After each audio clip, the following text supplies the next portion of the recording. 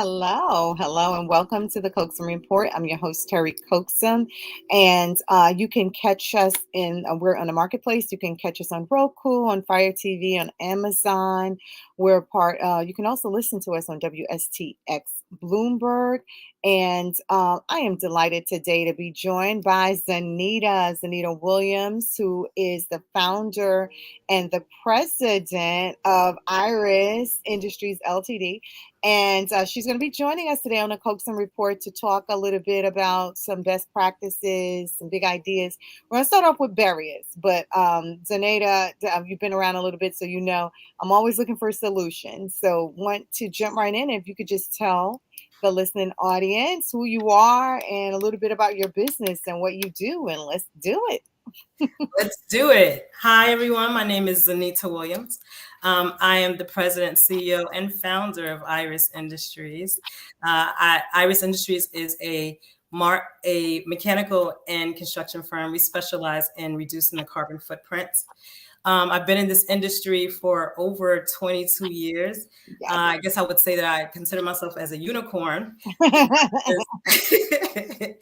I am one of the first and probably the only women in my space, actually. So that has always been an interesting challenge, but we've always found ways to bring solutions to the market, and that's like one of the exciting things that I've always done is always looking at how we can do that. Like, how can we be the game changer? How can we be a trailblazer? How can we enter the market and make a difference? Awesome. I mean, first of all, you had me at reducing the carbon footprint. Because we're always talking, especially now when we are in New York specifically, and we go from 70 degrees to 38. And you're thinking about the ecosystem and all of the changes that are taking place, not just here, but around the world. Yes. And so we want to reduce the carbon footprint. I mean, to be in that mechanical space as a woman, I'm sure you're faced with so many barriers. And so want to talk a little bit about some of those barriers. And as you said, we're going to come to those solutions. And if you can offer our listening audience, some nuggets. That's what we do on this show. We give nuggets to our listening audiences. And now I just want to let you know that this show is being broadcast throughout all of the Caribbean. And in Southeast Asia and in United States. And so your voice is going to be heard around the world. So what are some of those barriers? And then let's get right into how do we help move the needle for those that are either in your space or looking to be in your space or just need some encouragement from your testimony. So, it's interesting that you ask about barriers, because barriers, they're so broad because of the space that I stand in and who I am, right? So being a woman, being a minority, we have barriers for that. Being in a small business space, that's another barrier in itself. And then actually creating a niche in the market is another barrier. So we have a couple of barriers, that we are dealing with. It's like an uphill battle to kind of let everybody know that we're here. Right. And 22 years, though, that's a long time to be in that space. Yeah, 22 years in this space has been very interesting, but I've learned so much. I can honestly say that I've gathered so many tools in my toolbox. My toolbox is full. So it allows me to pivot and transition at will, however I need to. When, over the past 22 years, building another organization, one of the biggest organizations in New York in this space, there were a lot of barriers. But what I did was I was able to utilize, and I think that's always important for people to remember, is that regardless of whatever industry you're in, right, you can always transition anywhere as long as you take the tools with you. Don't get stuck into one niche. Don't get stuck into, I only know finance, or I only know marketing, or I only know, whatever you're doing, insurance. All of these things have a lot of the same, a lot of things are the same. Like, it's just the framework is a little bit different. right? Yeah. But it pretty much like we're able to, so you're able to transition. This way you can transition anywhere by taking everything that you learned. Over before my 22-year career in this space, I had another, 10, 12-year career in corporate America. And everything that I learned there from the different organizations that I worked with, I learned marketing, I learned compliance, I learned real estate, I learned technology. And so I was able to bring all of those into a private sector, which Right. where I began in a very small company that had just started.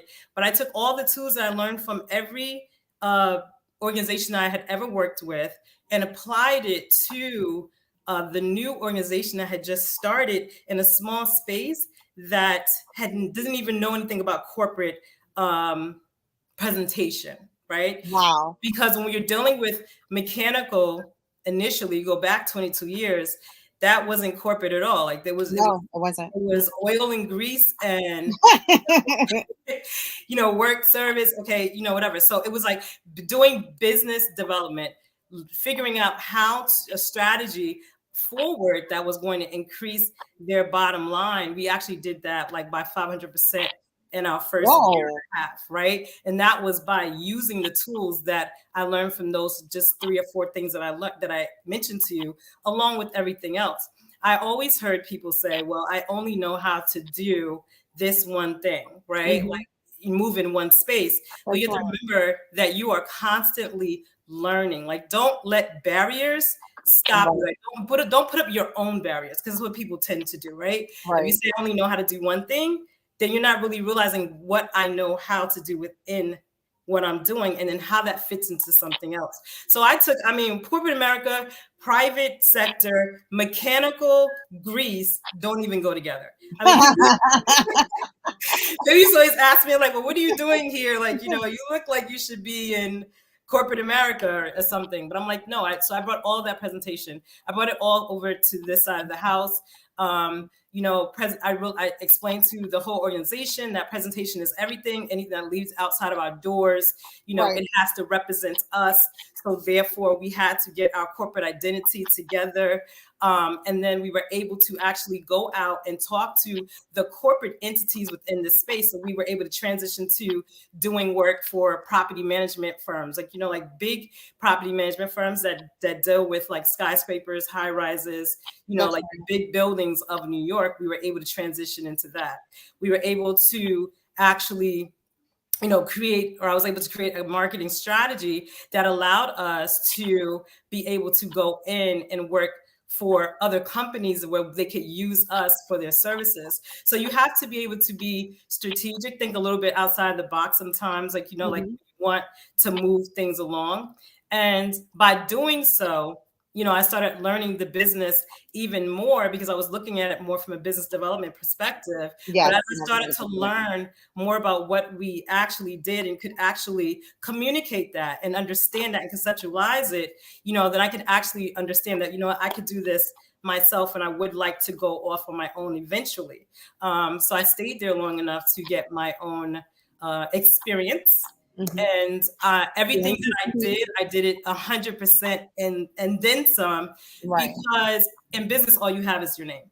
So therefore, it's not always about, okay, I'm going to transition and go do my own thing. But it's like, okay, while I'm here, I have to make my mark here. Right. Right. So you want to build relationships wherever you are. Relationships are so important. In business, all you have is your name. So you want to be ethical. You want to always make sure that when you say something, you're going to actually make sure you get it done. And Right. then you want to build those relationships, because relationships is what takes you to the next level, right? People do Right. business with people that they like. It's not necessarily your price point. When you look at something from a price point, you are actually you become a salesman at that point in time. Relationships, right? Like you try and get volume versus digging deeper. I always say, go deeper, like dig deeper with your customer, right? You giving a lot of nuggets and you're going so fast. So we're going to have to back you up for a minute, right? So, I mean, first of all, you're talking about bringing the 3 things along with you, right? You said that I went into this space, I gave my 110%. I think it's a good pause right there. for individuals to understand no matter what you're doing, if you're giving your 100%, then you're bringing some value, not just to the organization that you're working with, but also to yourself. You Yes. talked about discipline. You talked about making sure that you're doing what you say you're going to do. You're going out and doing what you say you're going to do. In the business development realm of discipline, you talked about business development being strategic, right? You Mm-hmm. also talked about marketing, making sure Yes. that we understand one, you need to understand what your market is. And I always tell my students as well as my clients that if you're selling to everyone, you're not selling to anyone. Right. So you Exactly. need to understand what that business market is. And I mean, you glossed over it, but I need to pull you back a little bit because it's a lot of stuff. It's a lot. Yeah. It's a lot that you're giving to the Yes. listening audience, and I want to make sure they're not missing any of this experience. So the first thing I want you to go back, I want you just to tell me those first three things. You said there's three things that I took from the corporate world and I brought it into my business. I need those nuggets to go bing, bing, bing when my listeners are listening to us again. And again, you can catch us on Apple, you can catch us on Android, on Fire TV. And I encourage you to download our app at ourtv.network. But give me those three things. And then let's take those three things that you're taking from the corporate world, you're bringing it into your private business. And then you told us you can branch this out. I can have it in the corporate world, you can have it in the public sector, and you can have it in the private sector. So give me Mhm. those three things one more time so that everyone can hear you loud and clear. So the three things that I brought with me, amongst others, was marketing. Yes, yes. So marketing was a key thing. Technology was Mhm. another. Um, and then I was saying that I had learned compliance, working in another organization. I don't know if I'm allowed to name organizations. No, So, no. okay. So working in another organization, another big organization, I learned compliance and I learned sales as well.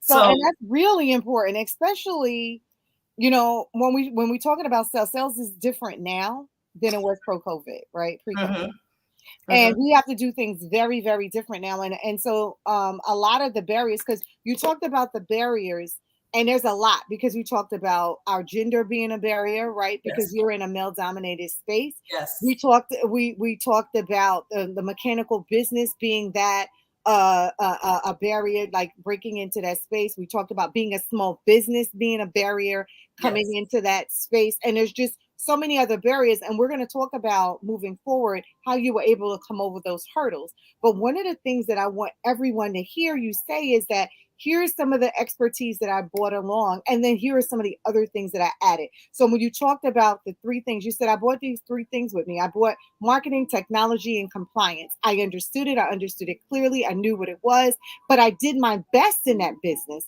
yes, Wherever I put my foot down, your reputation is everything. That's another yes, nugget you gave, right? You said I whatever I put my foot forth to do, I made sure I did it to 100%. And then I took that knowledge, skills, and ability and I moved it into a smaller business and is growing it into a bigger business. And this yes, is what I want my listening audience to understand. You don't always have to start big. In fact, most of the time you start small. You yes, think big, but you yes, start small, yes, right? yes, So that's something that, because you were glossing over it so quickly, I want to go back to those nuggets. Like you gave a lot of good nuggets. Take your experience, bring it with you, give your 100% where you are. Because some people go, I don't want to be here, so I'm not going to give it my best. But you're like, no, no, no, no. you have I to do need you that. to understand That's that how you learn. you have to be true to yourself, right? You have to be unique in that way, and your reputation is everything. So if you're known to not do what you need to do in that space, then how do I know I can trust you as a business that I want to hire to do work into this space? And then Yes, you went on to talk about sales and yes, sales being key here because again, I tell my small business all the time, if you're working and you're not making money, you are not in business, you have a hobby. And so absolutely. I need them to understand that you're in business to make money. You're not in business because you have a hobby. And so I want all of that to come together because when my listeners are going back to wait a minute, Zanita, yeah, she said this is what she did. This is how she brought it along. Wait a minute. And so you're literally giving your experience and your testimony to Mhm. all of those that are listening today to help them get to that next level, to get over that hurdle. They don't have to repeat what you did. because you're showing them how to start from where you are, which is really in a good place because we started out saying you're a unicorn. Not many people are in that mechanical space reducing their carbon footprint, right? So it's really important for them to understand it took work ethic to get there. It took planning to get there. It took organization to get there. But more importantly, it took you being genuine and true to yourself to get to that next level. So now we can move forward, after we are able to kind of unpeel the onion a little bit, help the listening audience to understand that this isn't an overnight success, but this is indeed a success. So want you to continue on. I'm sorry, I'm going to pause you right there, but wanted everyone to understand that all of the things that you were unpacking with your experience is super important for our small business. And then we wanted to talk about sales. So now talk to me a little bit about sales. So sales, sales in business in general, right? I've learned that, actually you even mentioned it, you just touched on that too, Terry, where, you cannot just, if you sell if you focus on selling in volume, then you're not building relationships, right? That's right. So relationships is key too. You want to build relationships. I mean, anytime you have your own business or you have a business, sales is always going to be involved, but it's really about how you're going to do it. Like, what is your strategy of how you're going to sell? Am I going to get in business because I just want to sell 1,000 doorknobs? Right. Or do I want to learn my 1,000 customers, right? Do I want to know my demographic? And then what else can I sell them? Because guess what? A doorknob is attached to a door, and a door has hinges, right? And therefore, do I just sell them the doorknob? If I focus on sales as just volume, then I'm going to sell my 1,000 doorknobs, and then when I'm done, I have to look for another 1,000 customers, right? Wow, because now, and so I am constantly hustling, or you'll be constantly, running, on the what is that called? The hamster wheel. Yes. So you will be constantly running on the hamster wheel, and that really defeats the purpose of if you really want to have a meaningful business, right? You want to have a meaningful business. You want your business to grow. You want to be able to eventually scale it at some point in time. Then you have to build relationships. You have to build relationships with your customers. You have to build relationships with your vendors, your suppliers, and your community. It's always bigger than, you should never just be raping your community, meaning I'm just going to take and not give anything back. So you should always try to look for things as well, ways to give back to help your community, because your community will remember you, and then your community will also help to help your business grow. So for sales, what I've learned with sales is that it really should be looked at more from a business development perspective and not okay. I want to develop business, right? If I'm developing business, then that means I need to get to know my customer, get to know your customer, and get to know what you want. And I promise you, the more you know them and the more they know you, they're going to say, hey, well, can you do this? Or you can ask them what else it is that they need. And you'll see that your business of doorknobs will spread out to the door, and then you'll be doing door jams, and after a while you'll be building houses, right? That's right. That's how I look at sales. It's the way. And that's awesome. And I know, it's still got time flies when we have fun. We got to take a quick commercial break, but when we come back, I want to dig a little more into volume, right, versus the relationship of your customers. And I think it's really important for anyone that's listening to understand why it's important to build those relationships so that you are able to keep those 1,000 customers along their journey and not just for one sale. So we're going to take a quick break, and we'll be right back. Thank you. Metro New York's port services are currently constrained and challenged in facilitating the handling of international cargo. It's time for a whole new ballgame. Just 55 miles north of the city, Stewart Airport, closed during the base realignment, is an underutilized resource that could be maximized and bring growth to the area and relieve New York City. It's an ideal place for a thriving supply chain center of regional excellence, called SCORE. We intend to support the New York and New Jersey Port Authority's commitment to the New York International Plaza, putting it at the forefront of a transformation of regional global trade, telecommunications, and economic growth. A logistics-based regenerative smart city that supplies an interactive platform of data and document interoperability to optimize resources. SCORE will transform this location into a thriving hub that can process and distribute cargo via various methods of transportation, elevating it to one of the world's best intermodal ports.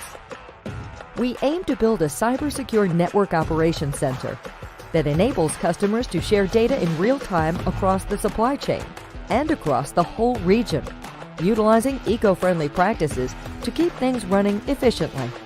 And it doesn't stop there.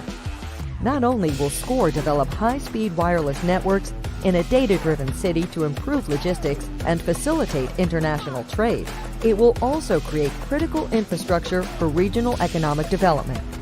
By optimizing the business environment, attracting startups and investment, supporting the development of high-value industries such as medical, education, technology, and hospitality, creating new employment opportunities for the region. SCORE will inject vibrancy and inspire prosperity in an underutilized area to develop a greener and more livable smart city that thrives, bringing excellence to the Hudson Valley. It's a game changer. Visit IC Logistics to learn how you can support this SCORE economic development initiative at Stewart Airport.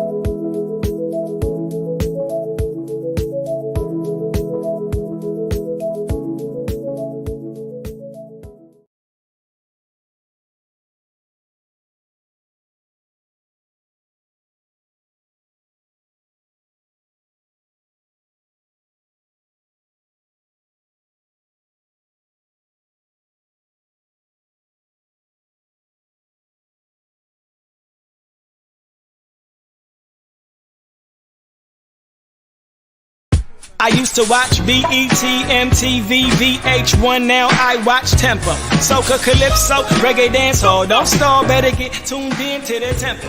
Don't have cable, they got an app. Go to your app store, download that. Whether it's tourism, cuisine, or the social scenes, if it ain't Tempo, it's a rap. Who got the Caribbean views? Tempo. It's the latest in Caribbean news. Tempo. You tryna cook Caribbean food? Tempo. You know they got the music videos too. Tempo. Who got the Caribbean views? Tempo. It's the latest in Caribbean news. Tempo. You tryna cook Caribbean food? Tempo. You know they got the music videos too. Tempo.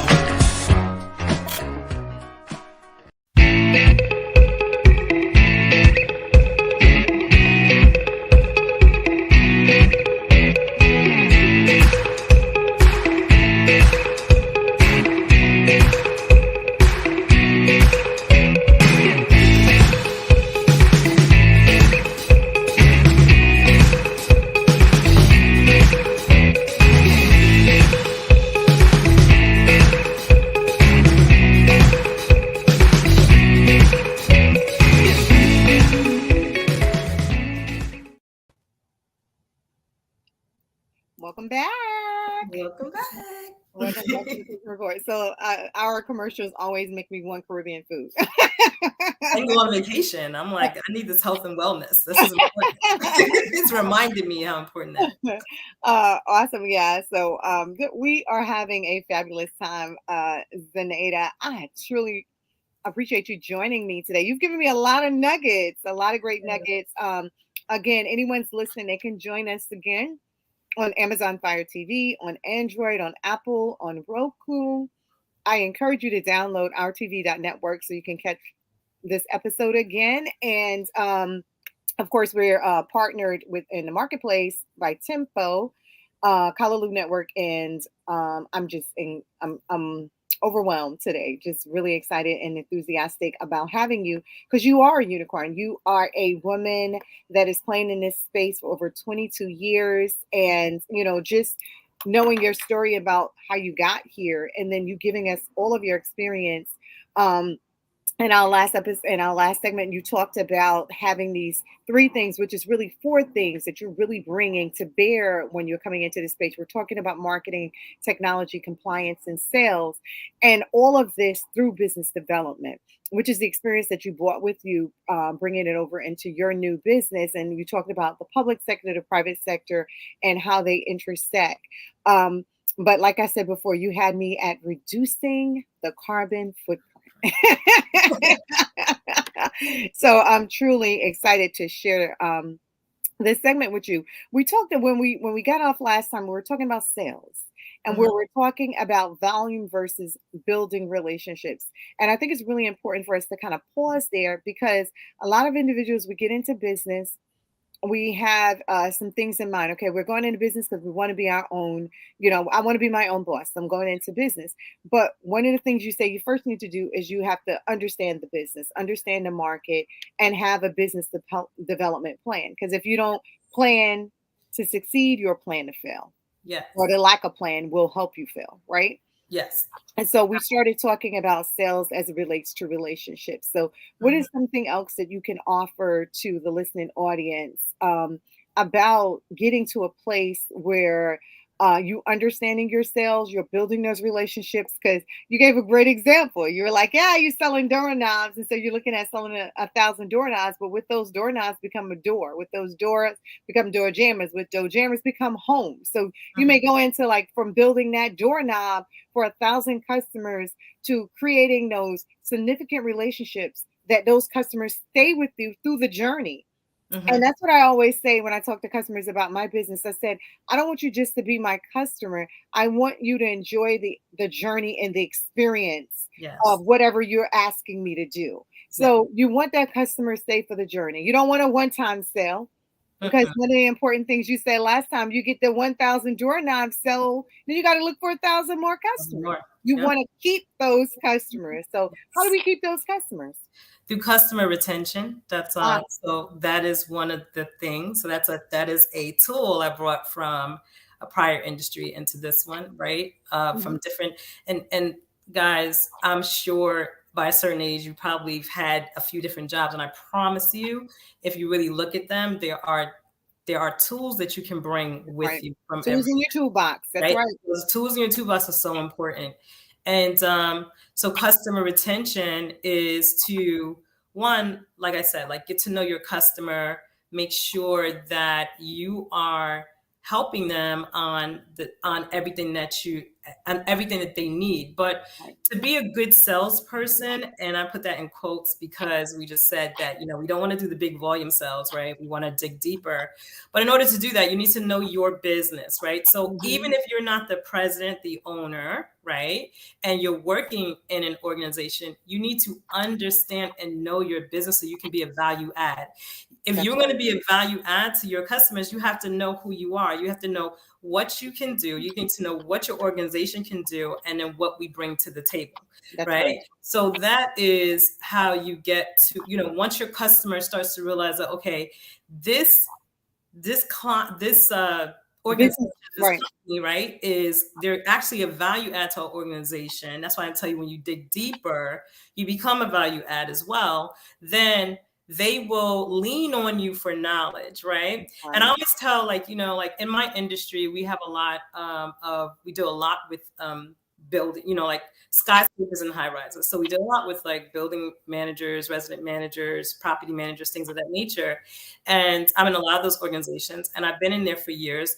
And so a lot of them are my friends, and I literally talk to them a lot, and I tell them, like, look, like, you know, you have various vendors coming in and out of your building all the time. You need to be able to use them for knowledge, right? So as a company going to a looking for a client or a customer, you should always be bringing them knowledge. That's how you bring value add, right? When your industry, when there's new information that's going on in the industry, things that are coming on the horizon. When Local Law 97 started, that was April 2000, I think like 2019 or something like that. Like I literally, as soon as I understood what it was, you know, I started letting everybody know, like, listen, this is what's coming down the pipe. We have, you know, it's 2024. We have, you know, reporting guidelines. We had 2030. We have deadlines. 2050. So it's just like, you know, we started to explain and to everyone what was actually happening. Now, what did that do? And I'm just going to give you this example. So what does that do for a let's say a resident manager, which sometimes maybe you may have known better as a super, but a resident manager is someone that lives in a building, like they live in like those high rises in Manhattan. They get to go to their board now and have that conversation, right? So now they look like they've been studying and they look like the experts. That's what I'm here for. I'm like, listen, educate you on what's going on in the industry and as it relates to my business, so it can make you look good. And I tell them that all the time. I'm like, and if we as an organization, as you as a company is not helping your client look good, you're not being a value add. You know, that is like the basis of sales, because at that point in time, you don't have to work anymore. Yeah. Because they're going to come to you for need. And not only that, what you also added, so you gave them the knowledge, right, that they're now able to share with the board, like in this particular example. But now the board shares it with the rest of the tenants or the owners, right? And so this is one that goes back to you when you said before, when you start an organization, you give your 110%. So whatever it is, if I'm selling widgets, I'm going to sell the widgets to the best of my ability. You're like, I'm reducing the carbon footprint. I understand the local law. I'm going to explain it in layman's terms to anyone that needs to understand it. And it's going to impact, which is more important, right? So that impact now sets that person up in a place where that relationship with you is more solidified. And it reminds me of me when I was doing some press for one of the legislators. And one of the things we did, we had those relationships prior to me working for the legislators. And those relationships were established because if something was coming down the pipe and I'd have a conversation with them, or, you would give them information and they would give you information. So it was a give and it was a sharing relationship. It wasn't like you're taking and not giving anything back. And that added value also sets you up in the universe. Yes. In a positive way. And so I tell people all the time, you can't just always be about what's in it for me. Absolutely. You have to add value. And that's why I tell people, I want his eye empty. I want to give all that the Creator has given to me. I want to pour it into others. And there's a lot of knowledge, skills, and ability. And that's why I do this show. I want to make sure that I'm bringing people like you on, Zenaida, and you're having a conversation about your experience. And I'm bringing so that my students can listen to that. Yes, you had barriers, but there are some best practices and big ideas and some things that we can do better to get them over the hurdle to the next part of what this is. And even if they're not operating in a space, a mechanical space, or in that space of reducing carbon footprints, what they do understand, business development, right? What they do understand it, marketing and sales. What they do understand is that there's technology and compliance. Yes. And that's in every business, no matter where you are. And so you bought your whole toolbox, she said. You put your tools on, bought them along with you, and you're able to use them now, not just to help your business, but it's also about helping all the businesses that you come in contact with. And so I think that's really important for us to pause and kind of think about what that looks like in the universe. Yes. If we're all helping each other, then there is no lack, right? Because there's enough for everybody. I tell my clients all the time, even if we're operating in the same space, we don't want the same things, right? So if you and I go into a shoe store right now, I can almost guarantee the shoe that I pick up is not going to be the shoe that you pick up. And there's only a limited amount of shoes, but we're all going to have a shoe or what we want out of it. There's a piece of pie for everyone. And I think that one of the things that you're kind of reminding me to say on the show is that we don't have to, the competition doesn't have to be between us, right? Because there is no competition. There's enough for everybody. And so if we go into it and into the relationship with that understanding, then we all can have a piece of the pie and no one will starve, right? Yes. So I think that's really, really important when we're talking about, I love it. I love it. And can I say one more thing too? Yes, please. Okay. Just one more thing. I want to get my pen back out. Go ahead. So I just wanted to say that, just talking about the tools in your toolbox, everyone. So the reason why I like that example, even for what I do, is because once again, mechanical, anything in the mechanical space, construction space, especially mechanical first, let's talk about grease and oil, is not something where someone would think about bringing those tools. And so therefore, I'm just letting you know, if I can bring those tools into this space, That's you right. can bring them into yours. They are transferable. Like what you learn is always transferable. So just make sure you remember that and take that with you everywhere you go. Everything you learn is transferable, and just apply it to where you are. And I promise you, you will Everything grow. you learn is transferable. I love it. I love it. And it also reminds me to tell individuals to know your industry. Yes. To learn your industry, to put a little work in to what it is that you're doing, right? Because it's important for you to be the expert in the room. Yes. You can't just be doing something over and over again like a robot and not understanding to the way that you can explain it in layman's terms. So know your industry. So that's excellent. That's an excellent suggestion for individuals that are listening today. And I know you got some more, so I'm listening. I still got my pen out. Y'all get your pens out. Get ready. She's about to bring it. She got more. Oh, I didn't know. Okay, so 22 years, girl. I have a lot. I mean, a lot. I've just learned, once again, knowing everything. So you can't be an expert in your industry, or referred to one, I should say, because first of all, you shouldn't really call your own self an expert, right?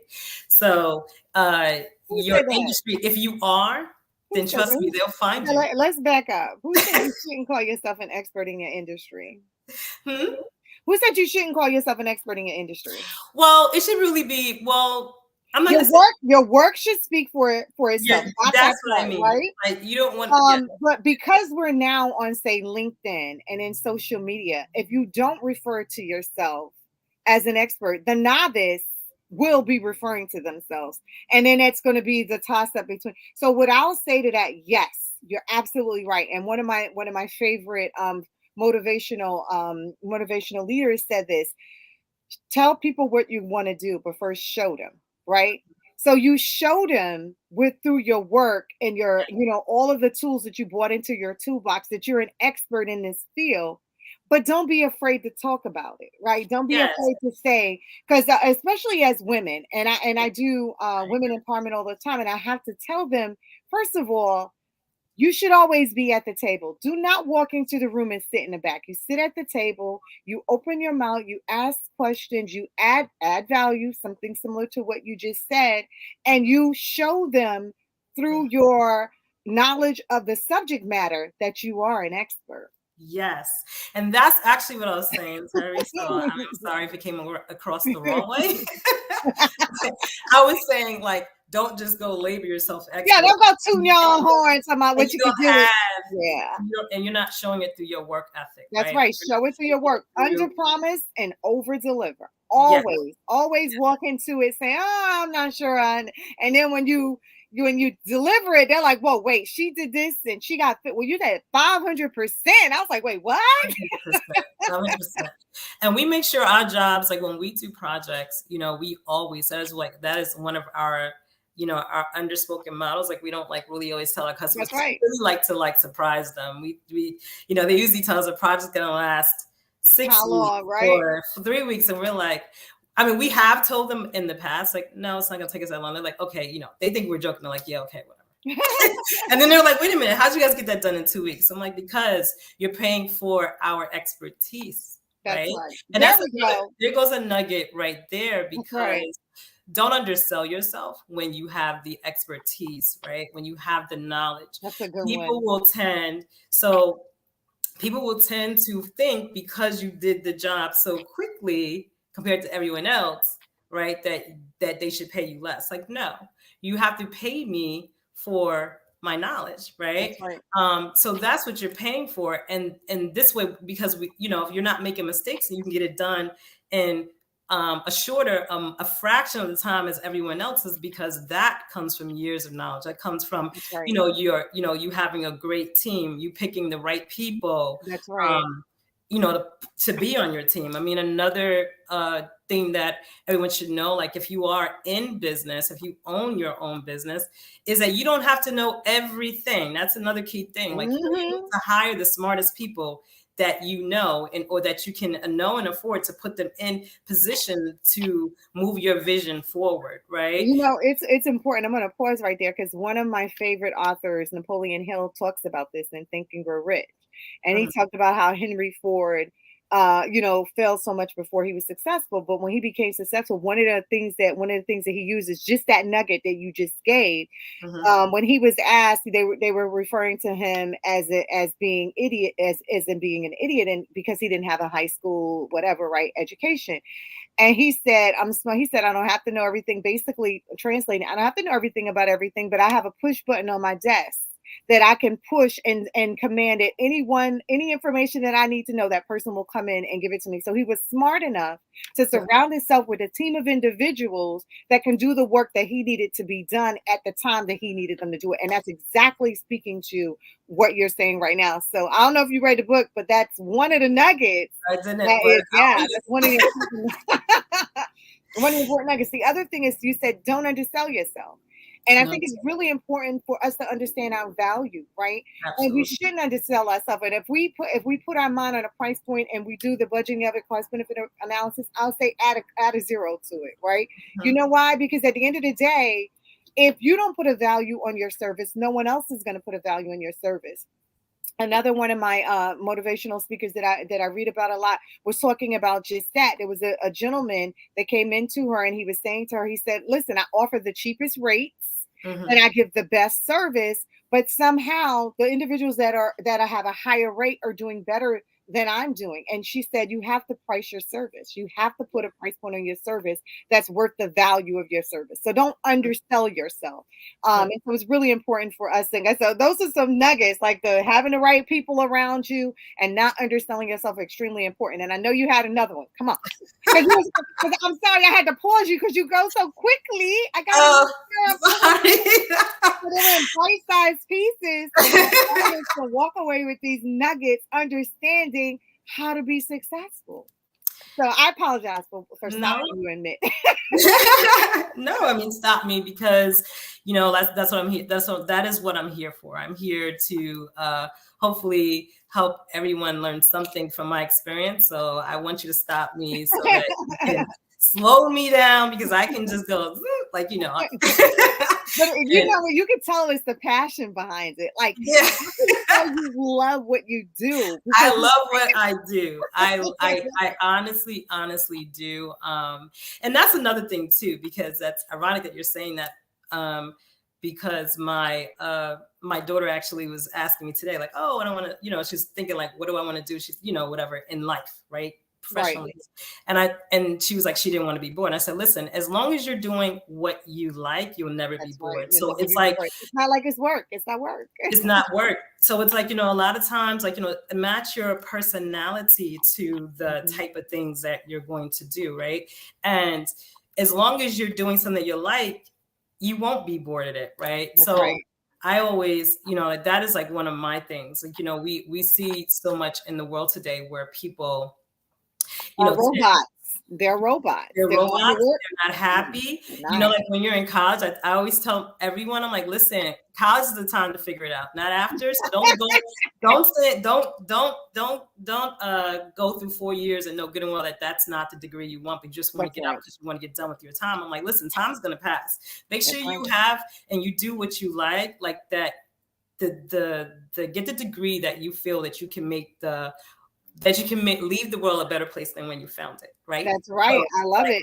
The other thing about that time is that's the only thing that we all have the same amount of, right? Exactly. So be careful about what you're using your time. So like you said, don't waste your time on a degree that you're not going to go into that field you're not happy about, or something that you can use, right? Because that you can't get that time back. Exactly. No matter how much money we have in the world, we can't buy our time back. So you need to listen to Zenaida. She has told you what you need to do, right? So if it's a degree that you really want, then you go for it. And I always say to my students that decide, well, I want to go higher, and I tell them go higher. Because you're going to be the same age with the degree, with it or without. You're going to be without it. So you might as well put in those hours and go get the degree that you want. Yes, Terry, it's so funny because that is my MO. It's like, listen, time's going to pass regardless. That's right. Get your degree, get what you want, do what you want. Don't worry about if it's going to take 10 years or 15 years. That's or, right.